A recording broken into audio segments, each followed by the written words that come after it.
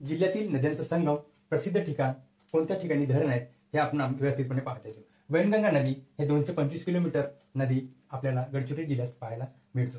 तशीच या नदीचा उगम हा मध्य प्रदेशमध्ये शिवनी येथे मैकल पर्वतात झालेला आहे.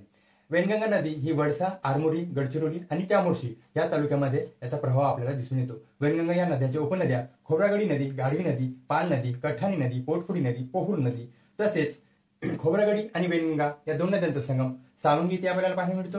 तसेच वैनगंगा आणि पाल, कठाणी या नद्यांचा संगम गोगाव, गडचिरोलीला पाहायला मिळतो. वैनगंगा आणि पोटफडी या दोन नद्यांचा संगम शिवनीला पाहायला मिळतो. तसंच वैनगंगा आणि पोहूर नदीचा संगम तडोदी येथे पाहायला मिळतो.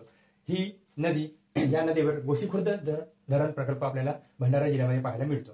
तसंच वैनगंगा या नदी कोटगल बॅरेज तसंच चिचडोह प्रकल्प या नद्यावर मुख्य प्रमाणात आपल्याला प्रकल्प दिसून येते. तसंच प्राणहिता नदी ही 190 किलोमीटर वाहत असून ही अहेरी ते सिरोंचा इथं आपल्याला प्रवाह दिसत असतो.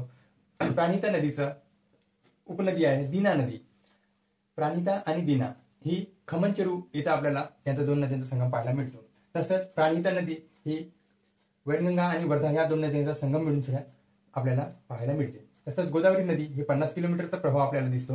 गोदावरीचा प्रमुख प्रवाह आपल्याला सिरोंचा येथे पाहायला मिळतो.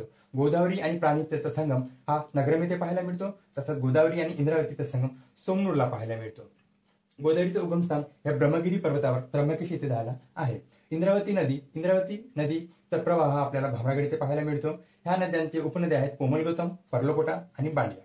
कोमलगौतम, पर्लकोटा आणि इंद्रावतीचा संगम भामरागड येथे पाहायला मिळते. तसंच इंद्रावती आणि बांडिया नदीचा संगम एशली येथे पाहायला मिळतो. ही ओडिशा राज्यामध्ये उगम पावलेली नदी आहे.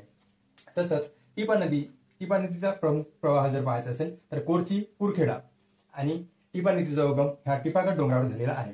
तसंच सती नदी ही कुरखेडा, वडसा आणि आरमोरी इथे तिचा प्रवाह पाहायला मिळतो. सती नदी आणि खोब्रागडी नदी वैरागड येथे या दोन नद्यांचा संगम आपल्याला पाहायला मिळते. सती नदी ही आणि टिपागड नदी ही दोन्ही नद्या खोब्रागडी नदीला जाऊन मिळत असते आणि खोब्रागडी नदी ही वैनगंगाला जाऊन मिळत असते. गाढवी नदीचा जर प्रवाह जर पाहायचा असेल तर वडसा आणि आरमोरीला आपल्याला पाहायला मिळते. गाढवी नदीचा उगम हा वैनगंगीस नदी जाऊन मिळते. तसंच खोब्रागडी नदी ही कुरखेडा, धानोरा आणि आरमोरी या 3 तालुक्यामध्ये हिचा प्रवाह आहे. खोब्रागडी आणि टिपागड या टिपा नदी या दोन नद्यांचा संगम मालेवाडा इथं आपल्याला म्हणजेच वैरागड इथं पाहायला मिळतो. तसंच पाल नदी ही धानोरा आणि गडचिरोली मध्ये याचा प्रवाह दिसतो आपल्याला.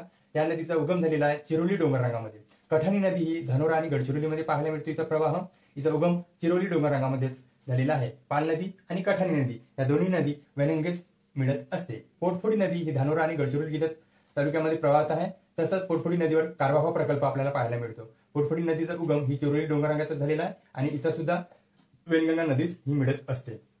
पोहर नदी गडचिरोली आणि चामोर्शीमध्ये हिचा प्रवाह पाहायला मिळतो.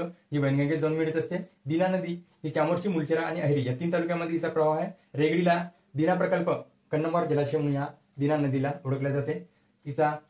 दीना नदी ही जाऊन प्राणहिता नदीस मिळत असते. तसंच बांडिया नदी ही धानोरा, एटापल्ली, अहेरी आणि भामरागड या 4 तालुक्यामध्ये याचा प्रवाह आपल्याला दिसून येते. इंद्रावती आणि बांडिया नदीचा संगम भामरागड एचली येथे आपल्याला पाहायला मिळते. बांडिया नदी ही प्राणहिता नदीस मिळत असते. तसंच पर्लकोटा आणि पामुलगौतम हे भामरागड नदीमध्ये हेमलकसा, भामरागड आणि पामुलगौतम, धोडरस, लाहेरी इथं या ठिकाणी दिसत असते. पर्लकोटा आणि पामुलगौतम ह्या दोन्ही नद्या ह्या छत्तीसगड मधूनच आलेल्या नद्या आहेत आणि ह्या दोन्ही नद्या इंद्रावती नदीत जाऊन मिळत असते.